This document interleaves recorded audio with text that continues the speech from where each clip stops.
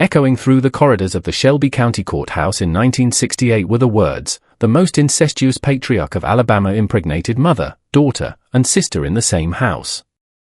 This was when the Harmon family case came to light, revealing one of modern American history's most disturbing stories of consanguinity. South of Birmingham, Alabama, in the dense hills, far from the urban bustle of the 1960s, lay an almost inaccessible property. For at least 4 generations, the Harmon family had been sheltered by a faded wooden house built at the beginning of the century. The isolation was not just geographic. It was genetic and cultural, too. Responding to an anonymous report about children in precarious conditions, social worker Thomas Wheeler and Deputy Sheriff Robert Collins arrived on the cold morning of November 23, 1968. After navigating narrow paths for almost an hour, they reached the clearing where the main house stood. At first glance, the property seemed abandoned, a 2-story house with its white paint almost completely peeled off, which revealed the rotten wood underneath. Rusty tools, car parts, and debris accumulated in the yard. Among the debris, skinny chickens pecked, and a skeletal dog was chained to a post. A man of approximately 50 years, but with a much older appearance, greeted them when they knocked on the door, Elmer Harmon. Tall and thin, with hunched shoulders and a suspicious look, he reluctantly allowed them to enter. Even worse conditions were revealed by the interior. Permeating the air was the smell of mold and urine. In the main room, a fragile-looking woman, no more than 35 years old, was cradling a newborn baby. Elmer introduced her as his wife, Mary. It was then that Wheeler noticed another woman, appearing to be about 70 years old, sitting in a rocking chair. His mother, Martha Harmon, was how Elmer introduced her. Most disturbing, however, was that Martha was also cradling a baby, apparently just a few months old. "And who is this baby?" Wheeler asked. "He's my son," Martha replied without any trace of shame. As they talked, a young girl of approximately 16 years came down the stairs carrying another baby. The teenager had facial features that suggested genetic abnormalities, widely spaced eyes, a receded chin, and low-set ears. "This is my daughter, Ruth," said Elmer with a tone that mixed pride and possessiveness. "And this is her baby." Something deeply disturbing was realized by Wheeler. 3 generations of women, all with babies. When Collins directly asked who the father of these children was, Elmer's response shocked them both. "They're mine," he answered defiantly. "They're all my children. This is my family, and no one has anything to do with it." Maintaining consanguineous relations with his own mother, wife, and daughter was what Elmer Harmon had just admitted to, and he was the father of all 3 recently born babies. "The laws of God and men don't apply here," Elmer continued. "We are a special family. For generations, we've kept our blood pure." Within hours, the Harmon property would be surrounded by authorities, and an investigation would begin, one that would reveal the horrors hiding behind those time-worn walls. Just beginning to unfold was the story of Elmer Harmon, the man who impregnated his mother, wife, and daughter, revealing a genetic and social nightmare that spanned nearly a century of isolation and forbidden practices. Check if you're already subscribed to this channel. You won't want to miss any details of this real story that exposes the devastating consequences of isolation and consanguinity in American families. Subscribe now to access the next chapters of this impactful investigation that will change your view on the hidden history of the American South. With Elmer, the story of the Harmon family didn't begin. Dating back to the American Civil War were the roots of that consanguineous lineage, when Jeremiah Harmon, Elmer's great-grandfather, settled in that remote region of Alabama after deserting from the Confederate Army in 1863. A violent and paranoid man, Jeremiah chose that isolated location to avoid authorities. With him came his young wife, his sister, and 2 cousins, the original nucleus that would give rise to one of the most genetically closed lineages in modern American history. When authorities began investigating Elmer's case in 1968, they discovered diaries written by various members of the Harmon family across generations. A disturbing ideology that developed in isolation was revealed by these documents. Written in 1932, an excerpt from the diary of Frederick Harmon, Elmer's father, said, "We keep our blood clean while the world out there corrupts itself. Each Harmon generation is stronger than the previous one. Weak children don't survive. Only the strong remain. It's the law of nature. With Jeremiah, this distorted thinking originated and was passed down as a sacred tradition. For more than a century, the extreme isolation allowed these practices to continue without external interference. One of the rare external additions to the Harmon lineage was Mary, Elmer's wife. Born in an impoverished rural community about 30 miles away, she met Elmer during an agricultural fair in 1952. At only 16 years old, Mary saw in Elmer, then 34, an opportunity to escape the misery of her own family. A reality very different from what was promised was what Mary discovered upon arriving at the Harmon property. The house was in ruins. The land barely produced enough food. And she quickly realized that there was something deeply disturbing in the relationships between Elmer and the other family members, especially his mother. When Martha first became pregnant by Elmer, Mary tried to escape. She was captured before reaching the main road and kept chained in the barn for weeks. A period of more than 15 years of psychological and physical captivity was marked by this escape attempt. The Harmon case represents an extreme example of how geographic isolation can lead to genetic isolation, explained Dr. Richard Thompson, a geneticist who studied the family.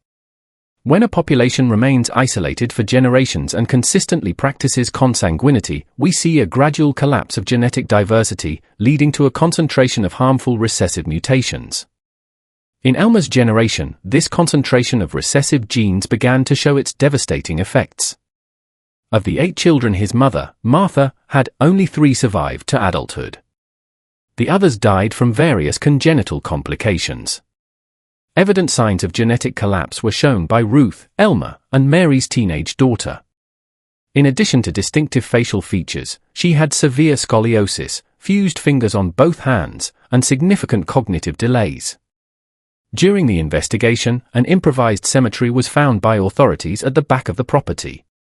The graves of dozens of Harmon children who didn't survive were marked by small wooden crosses, many already rotted by time.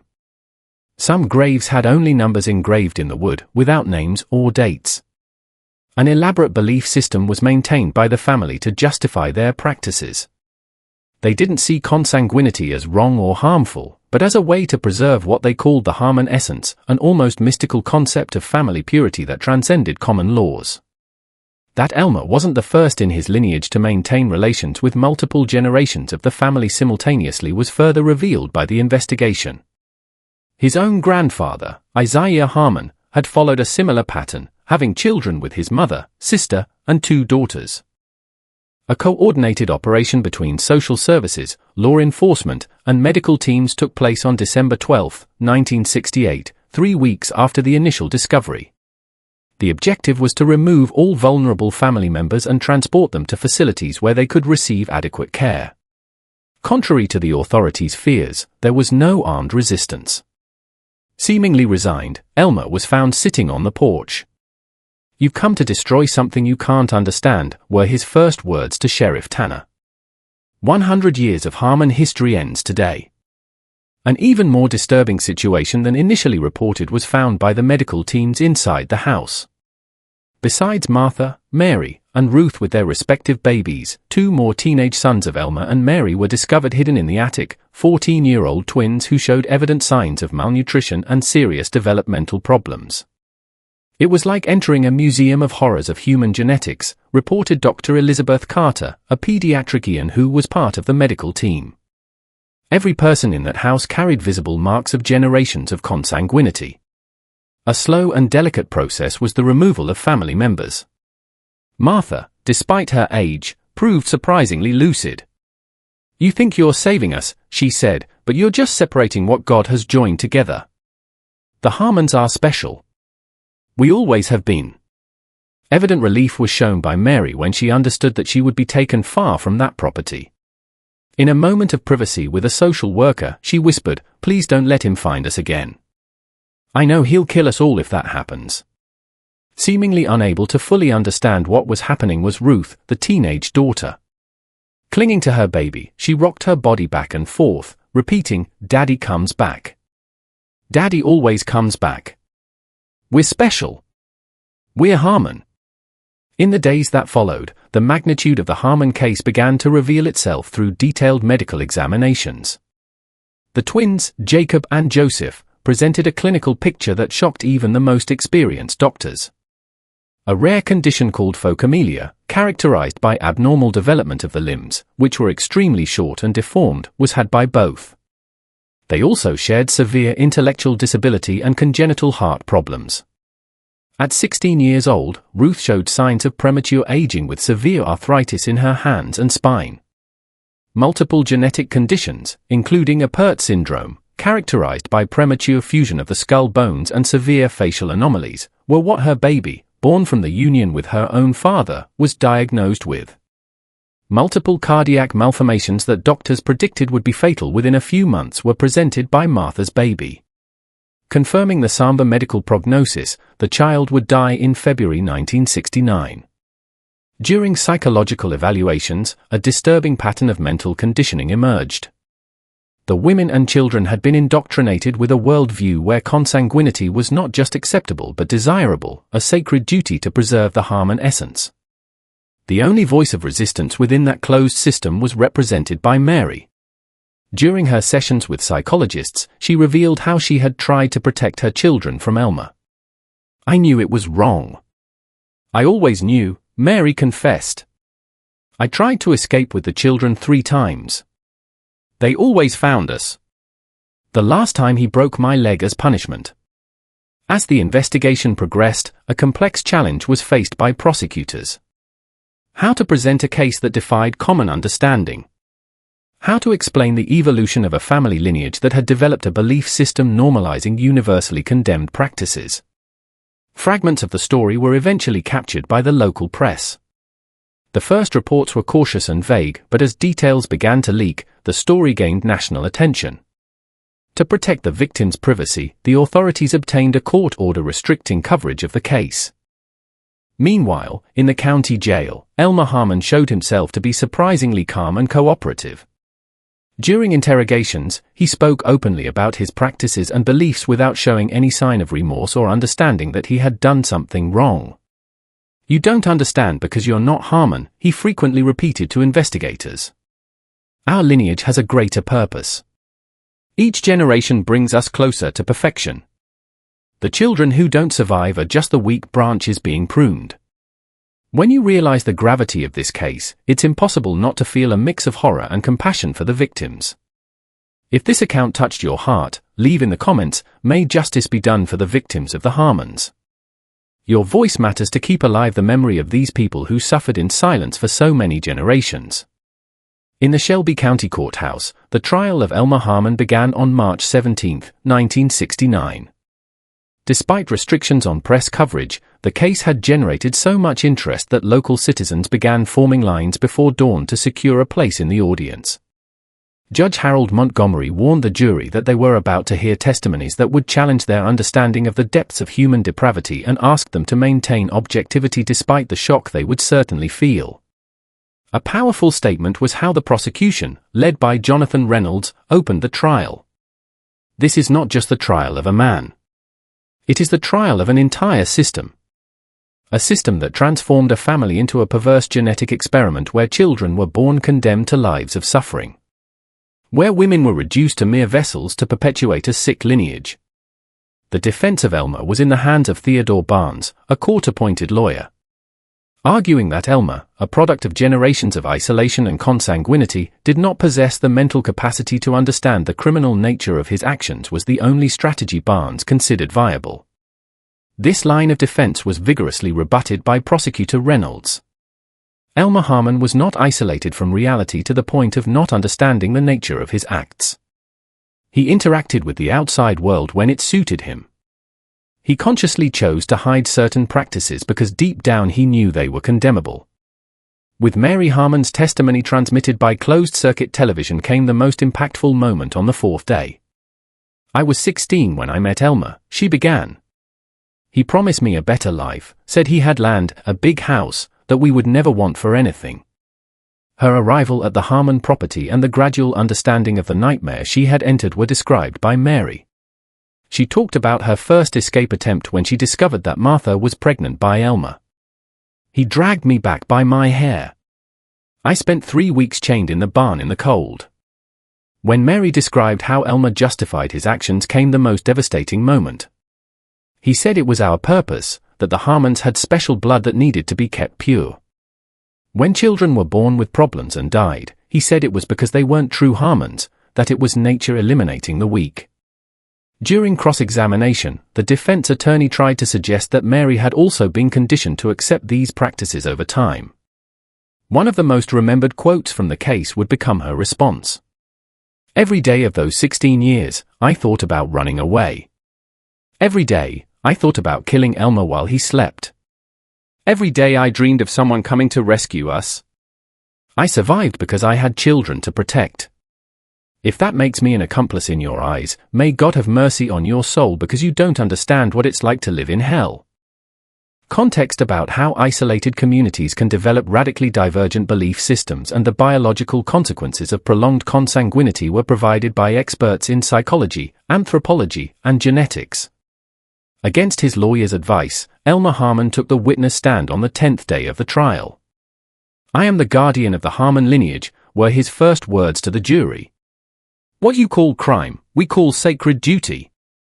My great-grandfather Jeremiah saw the future. He saw that the world would become impure, that lineages would mix until nothing of value remained. The Harmons are the last bearers of true blood." During cross-examination, Reynolds led Elmer to admit that he maintained regular contact with the outside world when necessary and that he deliberately concealed certain practices because he knew they would be condemned. "So," concluded Reynolds, "you knew that society considered your actions wrong, but you decided you were above these laws. This isn't delusion, Mr. Harmon. This is criminal arrogance." After 6 hours of deliberation, the jury returned with the verdict, guilty on all charges. 2 weeks later, Judge Montgomery pronounced the sentence, multiple consecutive penalties totaling 197 years in prison. Upon hearing the sentence, Elmer remained impassive. His last words recorded in court were directed at Prosecutor Reynolds, "You think you ended the Harmon lineage today, but we are like seeds in the wind. Some always find fertile soil. One day you will understand." The trial and conviction of Elmer Harmon in 1969 did not end the family's story. It only opened a new chapter marked by scientific discoveries and consequences that would extend for generations. After the trial, Elmer's direct victims were sent to different institutions. Martha died in 1972 in a long-term care facility. After extensive counseling, Mary managed to partially rebuild her life under a new identity. The twins, Jacob and Joseph, were placed in a specialized institution. Aimed at young people with special needs, Ruth was sent to a rehabilitation program. The surviving babies were adopted by carefully selected families. In 1975, approval for a longitudinal study of the surviving members of the Harmon family was obtained by Dr. Richard Thompson. The Harmon Project began to systematically document the genetic consequences of 4 generations of consanguineous marriages. What we learned transformed our understanding of how extreme inbreeding affects the human genome, explained Thompson years later. Multiple rare recessive genes that appeared with alarming frequency in the Harmon lineage were identified by the preliminary findings. Particularly significant was the discovery of a rare metabolic condition later termed Thompson-Harmon syndrome, characterized by an enzymatic deficiency that affects the metabolism of certain amino acids. In almost 40% of the studied Harmon descendants, this condition was present. That the Harmon lineage had branched out more than originally thought was also revealed by the studies. During the period between 1880 and 1920, several young men from the family had left the main property to establish their own branches in other isolated areas.